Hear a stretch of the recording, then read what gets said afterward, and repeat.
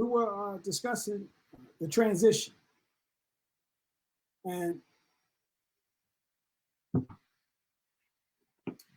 we were speaking in concern of the world we live in today, controlled by many components.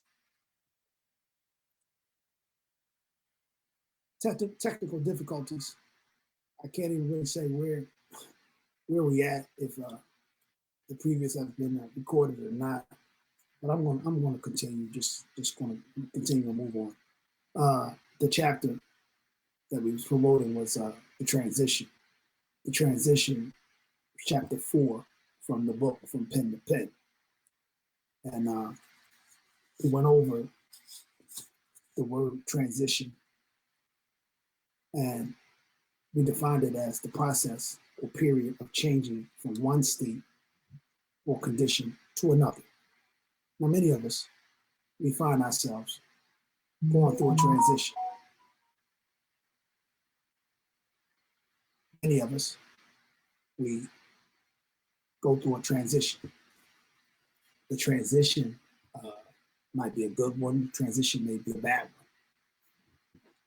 But let's just imagine. Let's just imagine walking up a hill backwards with a 100-pound weight on your back, and they tell you if you want your freedom, then you have to walk for 10 miles.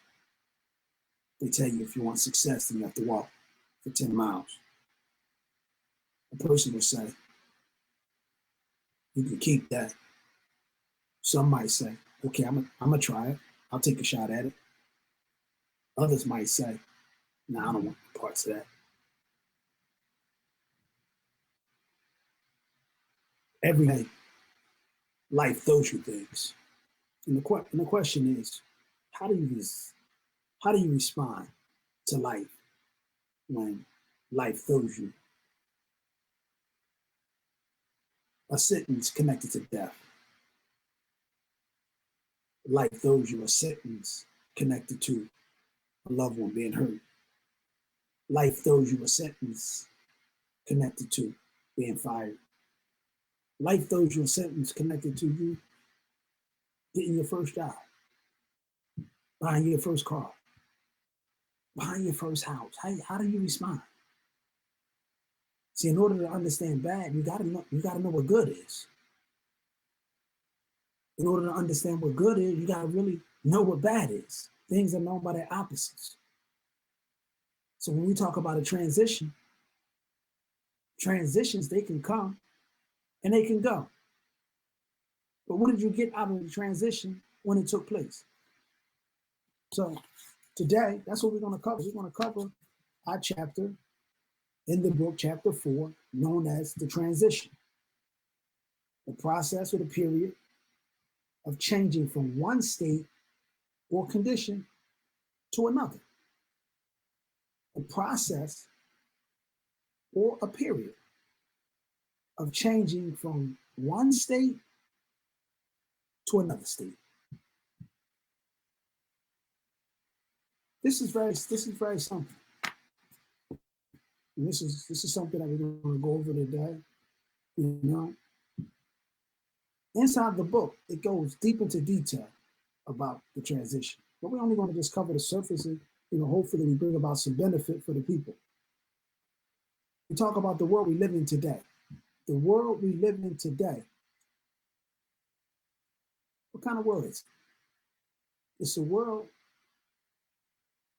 that's controlled by many different components. You come outside, you see it. Sports. Sports has a major grip on life here in America. Sports. When sports went down, how did people react? When there wasn't no sports, going through COVID, how did the people respond? Education. Education. Another tool, another component used in the form of control in society. Education. A man, he has multiple degrees. He's looked at a certain way. Another kid, he goes to school, he doesn't have any degrees. So the guy with no degrees looks at the guy with degrees and say, yeah, I want that. The guy that had degrees look at the guy without degrees and say, I remember those days. I know what that feels like. And then you have the component of universities, looking at universities and saying which university is better, the Ivy League opposed to the non-Ivy League, the historically black colleges opposed to the non-historically black colleges. People using education as a tool of control. The streets. Now, I'm from Philadelphia. In Philadelphia, we have North Philadelphia, South Philadelphia, West Philadelphia, Southwest Philadelphia, Mount Airy, West Oak Lane. And all of those neighborhoods is connected to the streets. You could sit a person down from each and every neighborhood, and he could tell you something about that neighborhood, which is connected to the streets.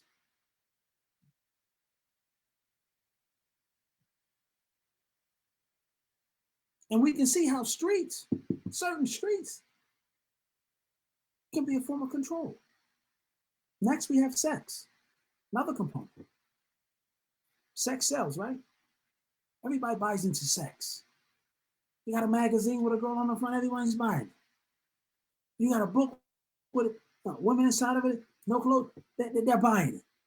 You see the commercial? It has movies are selling because what? Sex is involved. Sex is involved. You put a sex scene in a movie, number one box hit. Immaterial things. Jewelry, watches, glasses, cars, houses. And then we have the one that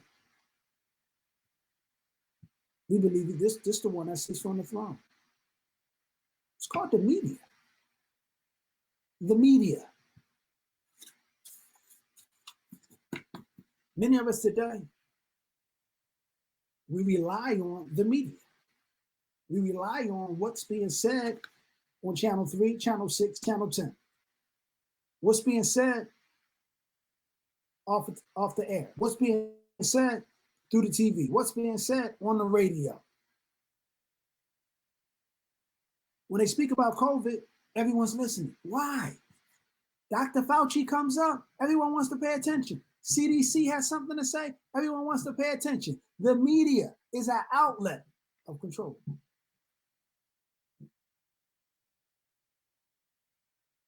It's an avenue of control. Whatever they say, many of us believe. Whatever the media says, many of us, we just believe. Why? Because the media said it. But what we want the people to look at is ecology. And what is ecology? Ecology examines the aspects of an environment that affect an individual and how he thinks, how he interacts, and how he goes about living his daily life. So the question has to be asked, rhetorical, where do you live? How does your society, how does where you live at affect the way you live? How does your environment, your neighborhood, your livelihood, your interactions with those from that component, how does it affect the way you think? How does it affect the way you dress, the way you eat, the way you interact, the influence of your peers, the influence of your friends, the influence of your families, people, places, things. How does where you live influence how you interact with people, places, and things? This brings us to social activities, how we routinely engage with others, how you routinely engage with others. Your friend calls you out. He says, we're going out tonight. You go out. It's a certain restaurant you all go to. If they drink, they order alcohol. They don't drink, they don't order. They order certain types of food. Huh? The mood, the environment, it says something about the person. The mood, the environment, how he interacts, how he socializes, it says something about the person. This is called social activities.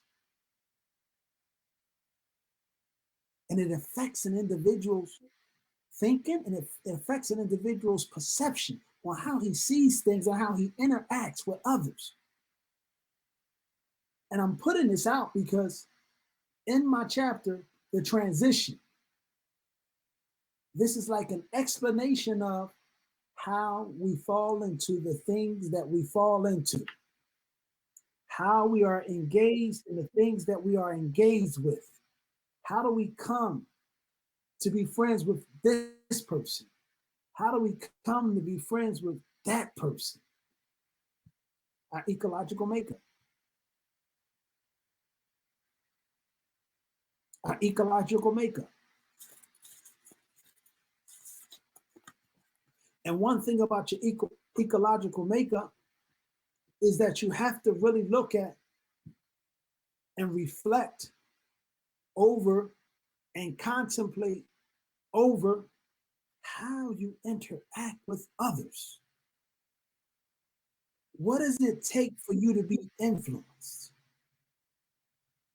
What does it take for your thought process to be altered? What does it take from you to go to from 1 to 10?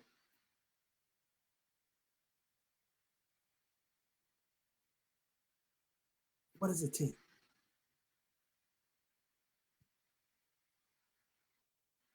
So I had to look back at my social interactions. I had to look back at the people that I was around, the places that I visited, and the things that I've done when I was there.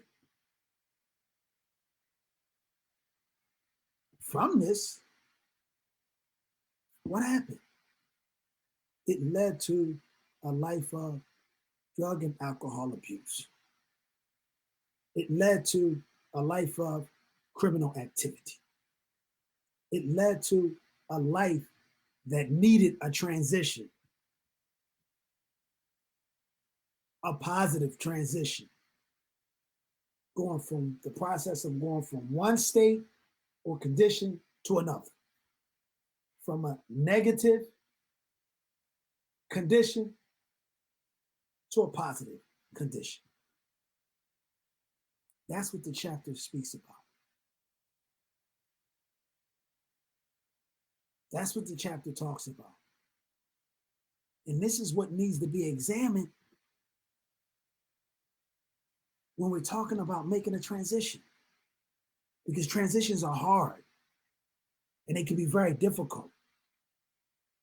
But if a person practice certain principles and he has the discipline to move forward, huh? Walking up a hill backwards, 100-pound bag on your back for 10 miles. Yes, that's that transition. That's what you got to contemplate over. That's what you have to reflect over.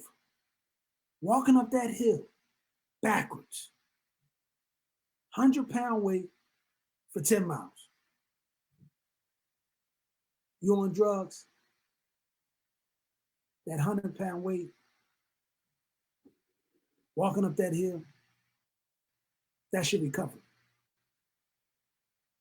You suffering from alcohol abuse, that 100-pound weight, walking up that hill, that's your recovery for addiction. You in the drug gang, you selling, poisoning communities, that 100-pound weight, walking up that hill backwards, that's your recovery. You in the criminal lifestyle, that 100-pound weight, that's your recovery. That's the transition. That's what the transition is all about. It's something that needs to be made if you're in the negative. It's something that needs to be made if you're in the negative. The power of influence. Which one of those components did you fall into? Which one of those categories could you find yourself being guilty of and not knowing how to get out and not knowing how to survive it? This is what the transition is all about. A transition, a process or a period of changing from one condition to another. Very simple. That's the literal meaning. You examine it and you contemplate over it through reflection. You have to be able to look back and ask yourself over and over again, why am I continually doing this to myself? If you're suffering from drugs and alcohol, why am I continually doing this to myself? If you're suffering from committing criminal activities, why am I continually doing this to myself? If you find yourself being a pathological liar, every time you speak, you lie. If you find yourself engaged in that mannerism, this is what you have to do. Good guys turn into bad guys. Bad guys turn into good guys. Yes, it's a reality. It happens. Can a good guy turn into a bad guy? Of course he can. How? He gets around bad guys. Bad guys start to influence him. He looks up. He wonders what happened. The people say, ain't that Billy? What happened to Billy? You know what happened to Billy. He started hanging around Ski. Huh? He started hanging around Bobby. He started hanging around, Mike. He started hanging around all the guys he wasn't supposed, that he wouldn't hang around when he was a good guy. And the same thing vice versa. Bad guy wants to get out. But the people that's bad with him, they don't want him to get out. They want him to stay. Crabs in the basket. They want to keep pulling him down. He wants to get out, though. He don't want that life. Huh? He don't want that life. So the transition of leaving that lifestyle to the next lifestyle, walking up that hill backwards, that 100-pound weight on your back, that 100-pound weight on your back, and asking a $10,000 question. How bad do I want it? How bad do I want to make the transition towards good? So I'm going to share a story with you. I'm going to share a story with you. And this story here is, I hope I have enough time. I hope I don't run out of time. But I got to share this story with you because this story it's a life-changing moment. There once was this man. This man had killed 99 people. Now, the man wanted to make a transition. The man wanted to lead that life. He didn't want to live that life no more. So he went and he sought for the most knowledgeable person of the town that he was in. So when he met this man, they directed him to this man. He said to him, that I did such and such and such and such, and this is what I want. I want forgiveness. I want redemption. I want to fix myself. So the guy, he said to him, there's no room for redemption. There's no room for recovery. There's no room for forgiveness. So the man who killed 99 men, he got upset and he killed the man. After he killed the man, now he has 100 individuals on his slate that he killed.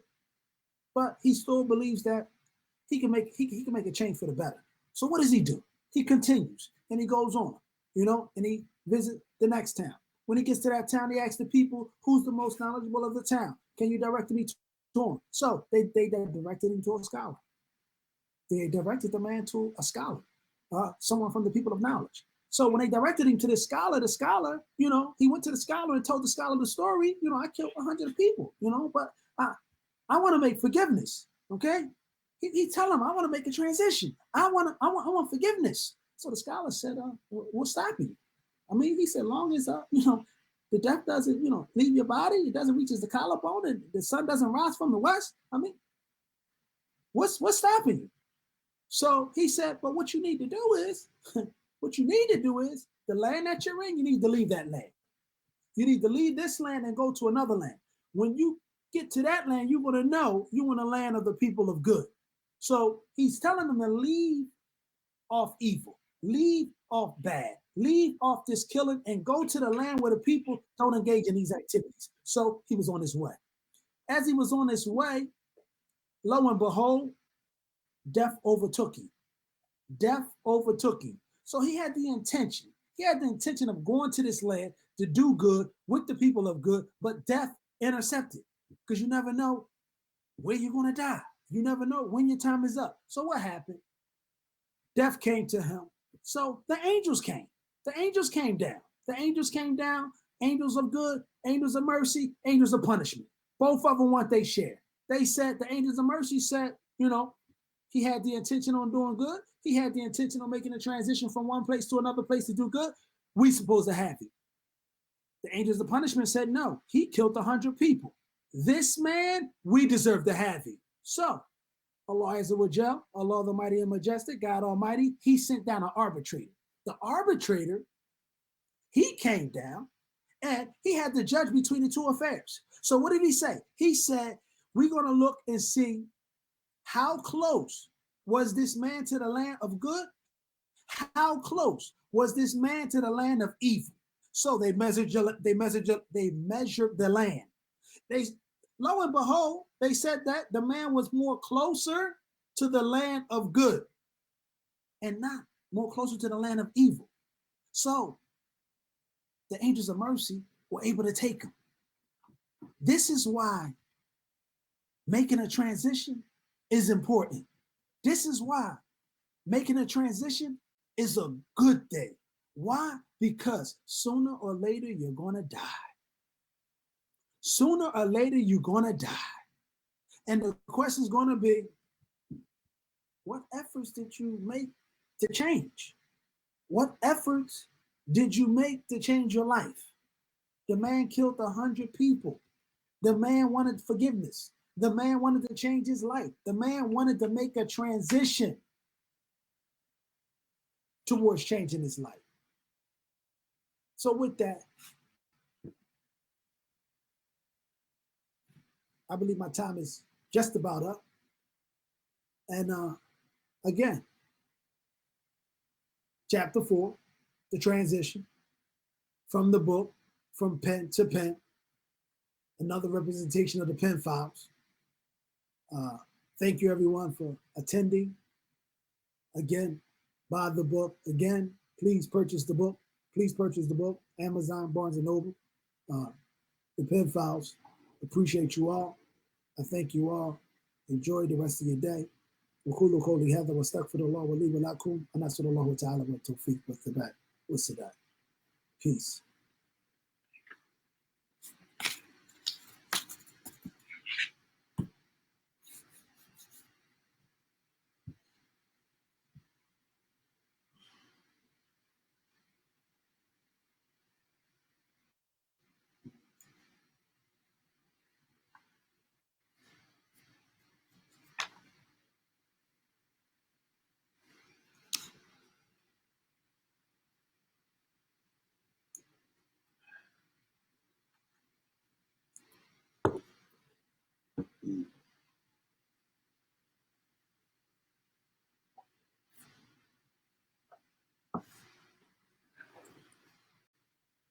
One thing I'm not going to do is